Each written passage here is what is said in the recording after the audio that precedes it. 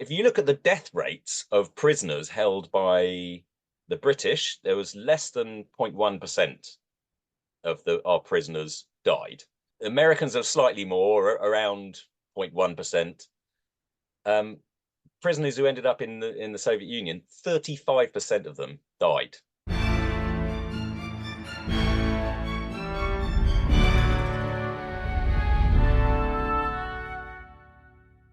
Hello. When war ended in Europe on the 8th of May 1945, much of the continent was in ruins. Cities had been destroyed and civilians were at the mercy of occupying armies. With no infrastructure or institutions, it was simply chaos. Keith Lowe joins to discuss what it was like from France to Poland via Germany and Greece as the Iron Curtain began to descend.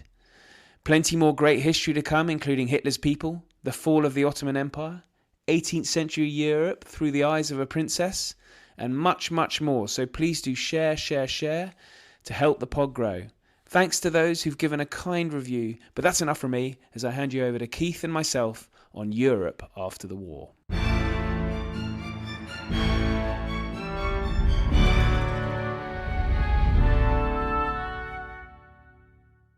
Keith, welcome back to the podcast. And it's been a while because you've been hard at work on a new book, but thank you for joining me. Good to be here. Good to see you again, as always, Ollie. Cool. Okay. So now we're not actually, so your new book is coming out in a few months' time. So I'm going to get you back on here. But Right. before we did that, I was really keen to talk to you about a book that you wrote a few years ago, and which is actually our book club at the moment. So it was in our latest issue of the magazine, and it'll be coming out this weekend. A Q&A with you, which is Savage Continent. And so Savage Continent, Europe in the aftermath of World War II. And actually it's quite timely for me at least, and for listeners to talk to you about this, because recently we had Richard Overy on, or at least I had Richard Overy on to talk about, he's written a new book called Why War? Okay. And Savage Continent is the book is a very good answer as to why you shouldn't really have wars, because this massive conflict, which is the most lethal war of all time, your book really does capture the horrors of the immediate aftermath and the I guess the results of the war. And I wanted to start by asking you, and I know it's a big subject, and actually that's one of the interesting thing about your book, is that it's one of the only books that really covers the Europe-wide problems after the war. But what was Europe like, mainland Europe like in, it was chaos, wasn't it? No, absolutely, absolutely. This what you were saying about Richard Overy and why war and so on, and wars are never a good thing. I mean, we all know that wars aren't a good thing, but what we forget is that it doesn't just end with the signing of a piece of paper at the end of the war. The chaos doesn't stop there. It carries on for weeks, months, years, in fact, and that's what happened after World War II across the whole of Europe. The continent was in absolute chaos. All the institutions that normally hold things together, police forces, governments, post offices, you name it, all the institutions have been completely wiped out by the war, and they've got to be rebuilt again. And in that period, while they haven't yet been rebuilt, there's just chaos. It's lawless. It's unbelievable, some of the things that went on all across Europe in 1945 and 1946 and 47. Civil wars breaking out, revenge being taken. I mean, you name it. It was horrendous. So we in Britain and listeners in the US, which makes up a majority of the listenership, and then of course others in like Australia, would not have experienced this kind of chaos then. This is really, we're looking at, I mean, France is probably the closest sort of Western country that experienced these problems. But where are we really talking about? Well, we're talking, well, all of Europe, all of Europe. So, in France, for example, France is the least sort of badly affected they had I mean, it was brutal, the war there, but it was much less brutal. The further east you go, the worse things get, basically. So, even in France, though, we sort of liberate the country by the end of September 1944. It's all liberated, but there's no police forces. All the police have been sort of implicated in being collaborators. So in lots of places, the police have either made themselves scarce, or they've been rounded up by resistance people or people who call themselves a resistance, and then thrown into their own prison cells. And sometimes they've been tortured. There's all kind of revenge which takes place. About 9,000 people are murdered for being collaborators during the course of the liberation and afterwards. So there's lawlessness even in this place. But then when you go to Poland, I mean, the scale just goes, it's so big. Hundreds of thousands of people are killed after the war is supposed to be over. I mean, there are whole populations which are expelled from the country. There are population exchanges, there are border changes. I mean, everything that can possibly happen in Poland happens after the war. The violence is supposed to be over, but it carries on. And so Poland then would have been under occupation by the Soviet forces. Yes. Were they allowing this to if we use Poland as a good example here, did the Soviets, the Red Army, are they just sort of they've stood down and they're allowing this violence to continue? Well, I mean, partly they're allowing it, partly they're encouraging it, and partly they're responsible for it themselves. You've got to remember it's difficult to define what Poland is in 1945 because all the borders change. But in May 1945, they haven't yet. So, what are we calling Poland? Because a lot of East Germany becomes Poland after Potsdam. So the sort of western parts of Poland, which were the eastern parts of Germany, are really a lawless.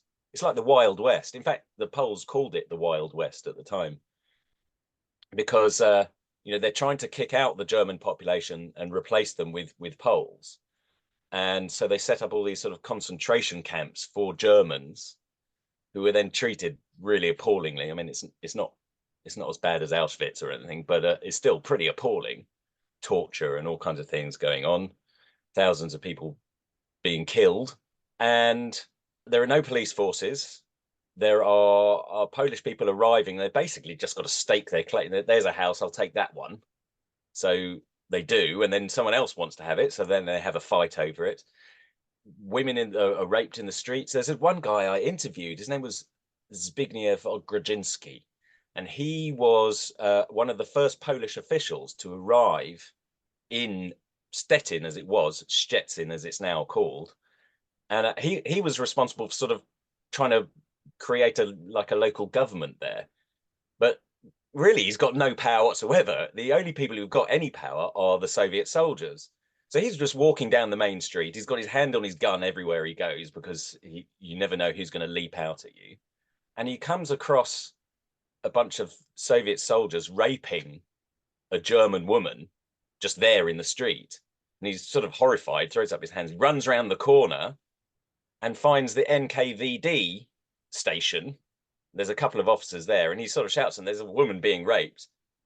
So they come round the corner, see their own soldiers raping this woman, stop it, take the two soldiers and just shoot them there against the wall, and then just go back to their station, leaving Zbigniew standing there like, what the hell's just happened? And this was an everyday occurrence. And this was what must have been July or August 1945. So the war's over, but this sort of thing is happening all around him every day. It's utter chaos. Okay, so Poland then, how long does this go on for until I guess a government is imposed by the Yeah. Soviets? Yeah, well, different parts are. I mean, the Soviets got control of the eastern parts of Poland relatively quickly. The western parts were all a bit more chaotic. Lots of expulsions going on. Nobody even really knows where they're going to be. Germans don't know whether they're staying or going. But things are pretty chaotic in parts of the east as well because there's this population exchange between the Ukrainians and the Poles because parts of what used to be Poland now become part of Ukraine. So you now have lots of Poles living in what's become Ukraine, and there's lots of Ukrainians who are living in Poland. These, from the time of empires, the populations are all very mixed up, and now they want to sort things out. So they start expelling people left, right, and centre. So even in 1947, there are massacres going on, massacres of Ukrainians in Poland who are not wanted anymore. You've got Germans being expelled at the other end. There's a kind of civil war going on between Poles and Ukrainians. So that's not really sorted out until 1948, actually. So that's 3 years after the war's supposed to be finished. And then on top of that, you've got all the political violence as the communists are trying to assert their control and get rid of kulaks and middle class people and anybody with aristocratic blood. They're all being persecuted. So there's just so much going on. It's yeah, layer upon layer of different kinds of violence happening. Did you find that quite surprising when before? I mean, obviously you wrote the book, so you kind of knew, you decided to write the book, so you knew what it would be like. But were the levels of violence a Yeah, more no, I more than you was. expected? I was absolutely surprised. I mean, there are bits and bobs that I knew about. The Greek Civil War went on until 1949, for example, and there were people in Latvia and Lithuania who were resisting the Soviet all the way up into the 1950s. But there were just sort of little pockets I knew about. When I went to research this, originally I was just going to write a book about Germany, but I thought, I'll do some background reading on what's going on around Germany. And the more I read, the more I'm like, hey, wow, actually, this is really. So I expanded it to the whole of Europe. And all the same chaos which is happening in Germany is also happening everywhere else. So I thought, actually, thematically, it makes more sense to keep Europe as a single unit and show, the politics is the same here, or here, there, and everywhere. The communists versus nationalists and collaborators being punished and so on. There are civil wars breaking out everywhere. There's all kinds of things. There's revenge taking place everywhere. So I thought it made much more sense to cover the whole continent thematically rather than picking it country by country. It really did surprise me. Get into it, the more surprising it is. I mean, the stories are unbelievable. Well, the way you've separated out the sections of your books in sort of parts one, well, they're epic titles, legacy and that kind of thing. It's just it does speak to what you're kind of describing. So if we look at Germany, then what one assumes, okay, so if this was originally the idea behind the book, Germany in the aftermath, Giles Milton has spoken about Berlin in the aftermath. But the wider Germany presumably is split between the Allies Yeah. with armies there to ensure there's no violence that does take place. But am I wrong in thinking that? Yeah, well, I mean, the armies are there. They are the only authority in Germany, really. Um, but armies are not. They're made to fight wars. They don't know about policing. That's not what they're trained to do. It's not just policing. It's also government. I mean, the Allied military governments they did their best, but that's not what the armies are set out to do, and so they weren't actually very good at it. You've got to govern civil populations who need water, they need policing, they need schools. All the schools have been bombed, so what do? They need accommodation. Who's going to build everything? These are things that armies aren't good at. And as we know, Hamburg, Dresden, Nuremberg, to Yeah. name just three, they don't exist anymore Yeah, almost. the devastation is like, I mean, here in Britain, we have a sort of idea of what the Blitz was like. This sort of, you see destroyed streets, or everybody grew up. I grew up with a bomb site across from where I lived. Even in the 1980s, it was where I used to play with the other kids amongst the rubble. Before they built something new. But that's just one building, really. If you go to somewhere like Hamburg, it's like its entire neighborhoods are just flattened. It's just rubble as far as the eye can see. And underneath the rubble, there are still dead bodies. They're exhuming after the war in sort of 1946 and so on. So the scale of it, the scale of the destruction is beyond anything that we in Britain really have any understanding of. Yeah. And so, okay, one thing that really interested me, and you cover it in the book as well, is German prisoners of war, particularly Germans captured by the Red Army and sent east.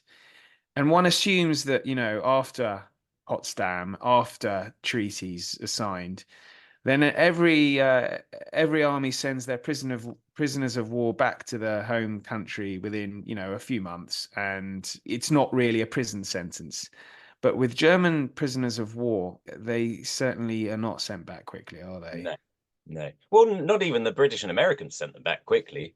I mean, we were still holding on to German prisoners of war in 1947, 1948 even. Controversially, the Brits used them to clear landmines, so because they didn't want any injuries amongst their own, so they made the Germans do it. And that when news of that came out, that was sort of quickly stopped. But our first instinct is to use the German prisoners of war to do the work. But yeah, the Soviet, the Germans who ended up being captured by the Soviets had a much tougher time.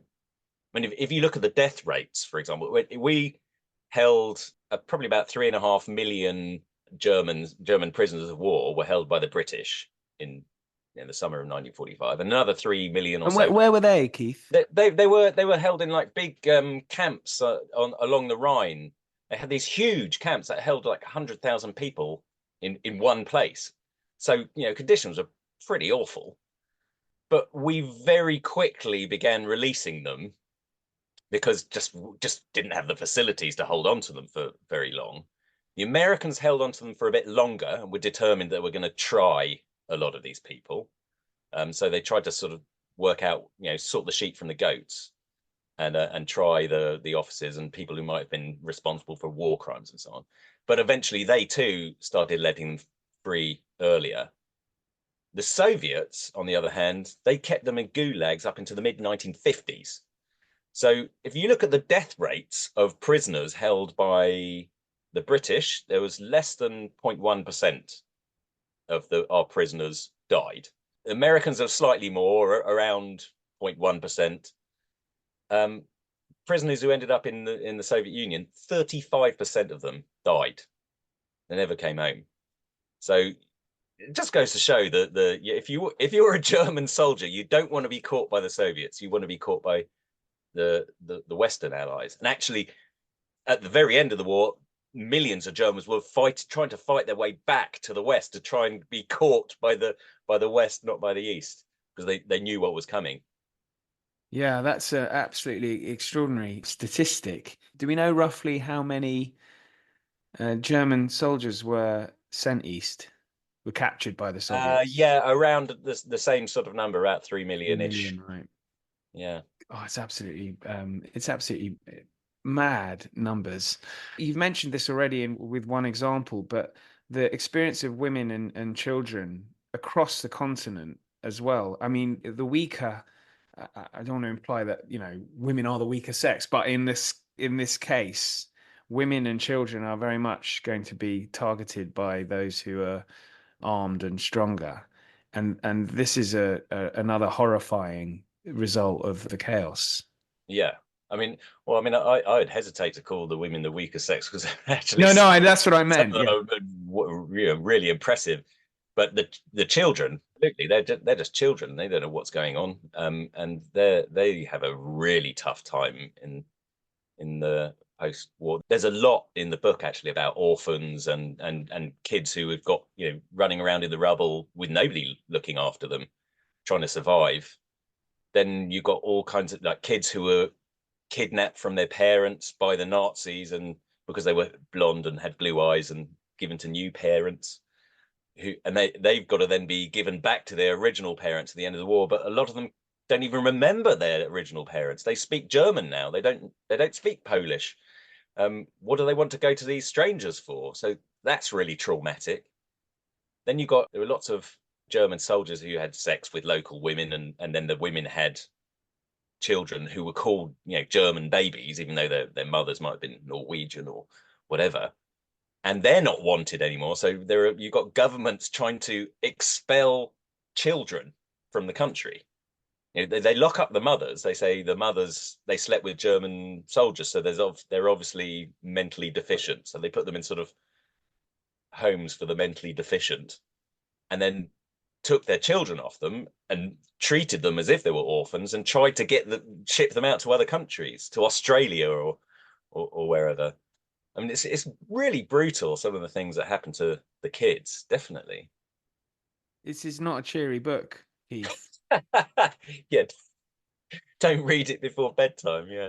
No, no. I mean, one area that really interests me is the Greek Civil War, because during this much of the war, because the Greek Civil War almost breaks out before the end of the Second World War, or at least you get sort of early beginnings of it. And I was traveling in northern Greece, very northern Greece, Right. close to what is now the former Macedonia and Albania. And there was this abandoned village that had been destroyed during the Greek Civil War. I think there was a lot of quite severe fighting up north as well. Yeah. And this is something that's really strange, because you get British troops fighting in the streets against Greeks who a few months before they would have been fighting together Yeah. against the Germans. Yeah. The Greek Civil War is just, I think, one of a few that resulted as post-war. But why did the Greek Civil War break out? Wow. I mean, there are all kinds of answers to that question. I mean, the most effective partisans who were, resisting the Germans were communists. So, at the end of the war, we're not really on good terms with communists so much anymore. Churchill never liked the Greek communist resistance anyway. So he was always very resistant to giving them any positions of power after Greece had been liberated. So in December 1944, there was a British guy who was in charge of Greece. I can't remember his name. It's Ronald Scobie, or Scobie anyway was his surname. And he was sort of quite rabidly anti-communist. So you've got all these partisans who've been fighting for their country, and suddenly they're being sidelined, and the people who are being put in charge are the former collaborators. So there's a lot of anger about that, and fighting breaks out.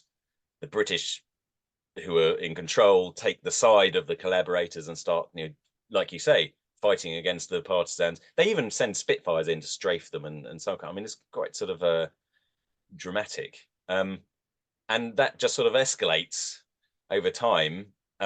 Then you get in the reason why your village in the north is deserted is because the north is where it ends up being the center of where the communists are, because they've got a border with Yugoslavia. So Tito is helping them out, sending weapons and so on. So there's all that going on, but then underneath it all, there's all the kinds of like local feuds between people. I'll tell a story in the book about this local little village where, the local feud begins when there's one guy falls in love with a woman who spurns him. So when during the occupation, he tells the Italians she's hiding weapons, just because he's pissed off with her, really. And so the Italians go and they beat her up. They don't find any weapons, but they mark her out. And so she's now resentful of him. So she ends up joining the resistance. He ends up being sort of a kind of a collaborator. The communists come and they try and bump him off. And so, you end up with this, the whole village becomes split between these people who are supposedly collaborators and these other people who are supposedly, communists. But actually, it's all come from this little feud between these two families. It's got nothing to do with communism and collaboration at all. So it's really complicated, these things. You can never quite pin down exactly what's the cause. It's interesting, Greece. How close did Greece actually come to being communist? Because, I mean, they still get about, I think, 8 to 10% in the vote in elections today. They were never close to being. There's no way that the British were going to allow that. And actually, when Britain started running out of money, it was Greece and Turkey that were the possibility of communists taking over there that drew the Americans into the Truman Doctrine, and the Marshall Plan and so on. That was all born out of the situation in Greece and the British saying, look, we can't handle this anymore. There's no way the Western powers were going to allow that to happen, even if that meant collaborating with former Nazis. And I Stalin and Churchill had almost done a deal to allow yeah, to keep yeah. Greece within the Western Yeah, sphere of the influence. famous sort of back of the envelope agreement that Churchill made with Stalin that that Greece would be under the British sphere of influence, and then he would leave Poland and Bulgaria and so on to the Stalin and his lot. Well, another big population move during this period is obviously, Jews who have suffered so horrifically during the Holocaust. And so presumably they are released from camps. And what were the kind of steps to, I guess, ultimately end up in Israel for those who wanted to go to Israel? Because they weren't welcomed back into the places where they had been removed, were they? No, well, that's the thing. A lot of people, well, those who were in hiding or who went east during the war and managed to escape the Holocaust, often came back to places like Poland. Then there were people who came out of the concentration camps who'd survived, wanted to go back to their homes, but they go back to their villages and there's nobody there. They've all been killed. So do you really want to live in this sort of ghost town? Then there were others who went back to their apartments or whatever in cities and found that while they're away, someone else has moved in, and they don't want to move out. They consider it their property now. So you end up with these sort of local feuds over who owns the apartment. Where's all my furniture gone? Well, it's with the neighbours, and if you go round to the neighbours to try and get it back, the neighbour wants to fight you off. So there's a lot of resentment towards returning Jews, and in some places you end up with pogroms breaking out again, especially in Hungary and Slovakia and Poland. The famous one was the Kielce pogrom, where 100 people were killed, I think. And Jews begin to realize they're not welcome anymore.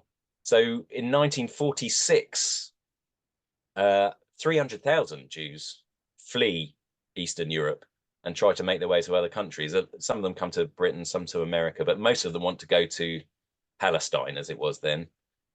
But yeah, there's a whole sort of Jewish underground movement to get them in by hook or by crook. Sort of people smugglers, you'd call them nowadays. But yeah, they were trying to get people into Israel under the British mandate. Because Britain and America didn't really experience anything like this kind of chaos. How long did it take them, therefore? Was it the Marshall Plan that really kind of allowed various states to become functioning, added to the Soviet, ultimately the Iron Curtain descending, Yeah. that settled everything down? Well, I mean, the most important thing is to get control. And the Soviets did that just as the British and Americans did, quite brutally, really. You just got to get control because, people killing each other on the streets is no good for anybody. And so yeah, so they're quite brutal about it in some places, but once you've got control, you've got to give people some sort of hope that they can carry, that they can rebuild society. And Europe was really languishing. All of Europe was languishing for the first couple of years after the war. It was impossible to get anything built. It was really difficult to get people even fed. I mean, all the way through 1946, people in France were trying to live on rations of only about 1,000 calories a day, and they got the rest from wherever they could, the black market, selling their family jewels or whatever it was they needed to do, selling their bodies in a lot of cases. There's prostitution everywhere in Europe, and the customers are mostly Allied soldiers. So, this isn't really an atmosphere of much hope for anybody. Even in Britain, austerity Britain, 1946, there's not a lot of hope around. People are pretty miserable. But the one country that does have the resources to sort this out is the USA. At the end of the war, they accounted for 50% of the entire world's GDP. So imagine that. They're the only country who has money. And Europe really needs their help in order to get some kind of hope. And the Marshall Plan gave them that hope. That was the injection of not only cash, which was needed everywhere, but also a plan, an idea that we can get out of this. The economic miracle is born of both the money that was bring and the new hope that came with it. And was that how did that go down in America? That's a good question. I mean, I think people there were sort of two sides of the story. There were the humanitarians who thought, we've got to do something to help Europe. So there were, I mean, there was all the way through this time, there was vast amounts of aid coming through sort of Christian organizations and Jewish organizations being sent over. So there was lots of aid anyway. So you've got that group of Americans, but then there's the other side who don't really care so much about the humanitarian aspect, but they are afraid of communism. And so they're going to do anything to stop the communists taking over. And if that means giving loads of money to Europe, then so be it. We'll do that. So there's two sides of the coin which are both working together to make, to bring support for this new policy. Well, we're getting to the end. We're running out of time, but there is a section where you write about Yugoslavia in the book, and there is an argument that the civil war that then broke out in the 90s was we had the death of Marshal Tito, I think in the mid 80s, and Yeah. then within a few years you have a civil war in Yugoslavia. So there is an argument that Tito sort of his very effective rule delays a civil war in Yugoslavia after the war until the 90s. Yeah. What would you say about that? Well, yeah. I mean, it's like I said, the most important thing is to bring control. And Tito was unbelievably brutal about establishing control in 45 and 46. I mean, he rounded up all the collaborators, all the most sort of the people who were likely to oppose him, and they were massacred. I mean, 60, 70,000 people put up in front of trenches and shot in the back of the head. I mean, it's pretty brutal. Actually, I went to a mass grave there and saw some of these bodies myself. People who these were Ustasha officers who had been taken to a local mine in Slovenia and thrown down the mine shafts, basically. And then they were bricked up to hide the evidence. It only came to light in the about sort of 10 years ago. They finally exhumed all these bodies. Anyway, so it was really brutal, and it did establish control. And as long as you've got your charismatic leader in charge, that control stays. This is the problem with charismatic leaders. They don't last forever. And once he was gone, well, there wasn't anybody of similar sort of authority to keep a lid on everything. And so you got all these sort of nationalist tensions coming up to the surface again. And when the war in the 90s broke out, they were started singing World War II songs as they were going in to do these new massacres. It was like it was like sort of a skeleton rising up from the closet and causing people to do all these unspeakable things all over again. So absolutely, there were the echoes were really stark at the time. Well, Keith, your book did really, really well. So this is my last question. If you were to get another edition now, and your publisher called you up and said, "Look, we want to do a new edition," is there anything you would change to it, or is it perfect as it is? I mean, there's always one or two corrections. As time goes on, you realise that I got that slightly wrong. So yeah, there are a few things like that I might tweak. But the recent events in Ukraine, I mean, there's so much there which is related to both the civil war which took place between Poles and Ukrainians, the Holocaust. Putin is always bringing up the Holocaust and saying that all Ukrainians are Nazis. And then there's the whole reason for the war between Russia and Ukraine is built in these borders that were created in 1945. So yeah, I'd like to bring a lot more of that, that's the present day stuff, into the book. show how the echoes are still with us today. Interesting. Brilliant. Okay, Keith, this has been fantastic. Thank you very much. And listeners, links are in the show notes. Lovely to talk to you, Ollie. Thanks so much for listening. Plenty more history to come, so if you can leave a nice review and share with friends, that would be marvellous. But until then, thank you and good night.